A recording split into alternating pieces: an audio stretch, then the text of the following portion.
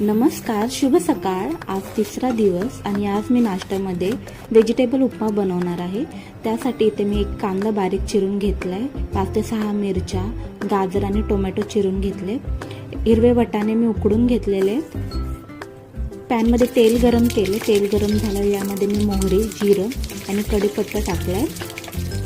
हे परतून झालं, यामध्ये हिंग टाकायचं आणि बारीक चिरलेला कांदा आणि मिरची हे आपल्याला 1 मिनिटभर परतून घ्यायचं आहे। कांदा परतल्यानंतर लगेच आपल्याला यामध्ये गाजर टाकून घ्यायचं आहे आणि गाजरही 1 मिनिटभर आपल्याला तेलामध्ये फ्राय करून घ्यायचं आहे। उकडलेले वाटाणे टाकलेत, वाटाणे शिजलेत, त्यामुळे जास्त फ्राय करायची गरज नाही।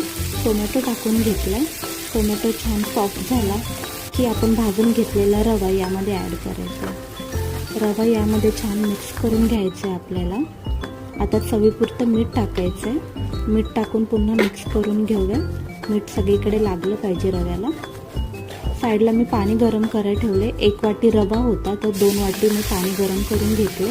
ते आता थोडं थोडं यामध्ये मिक्स करायचं आहे। रवा चांगला मिक्स करून घ्यायचा, नाहीतर यामध्ये गाठी होतात। आणि 2 वाटी पाणी हे पुरेसं आहे। ते पाणी मी पूर्ण मिक्स करून घेतले। रवा अजून शिजला नाही, त्यामुळे 1 मिनिटासाठी मी झाकण लावून देते। 1 मिनिटांनी उघडले, त्या रवा आपला पूर्ण शिजलाय। उपमा आपला तयार आहे। यामध्ये आता मी बारीक चिरलेली कोथिंबीर टाकते आणि कोथिंबीर मिक्स करून पुन्हा मी 30 सेकंडसाठी यामध्ये झाकण देणार आहे। असं केल्यावर कोथिंबीरची जी चव आहे ती आपल्या उपमामध्ये उतरते आणि उपमा अजून रुचकर लागतो। तर हे मिक्स करून घेते आणि एका प्लेटमध्ये मी आता सर्व करून घेते। तुम्हाला जर व्हिडिओ आवडत असतील तर व्हिडिओला लाईक करा, चॅनलला सबस्क्राईब करा आणि तुम्हाला कोणता नाश्ता सकाळी खायला आवडतो हे मला कमेंट करून नक्की सांगा।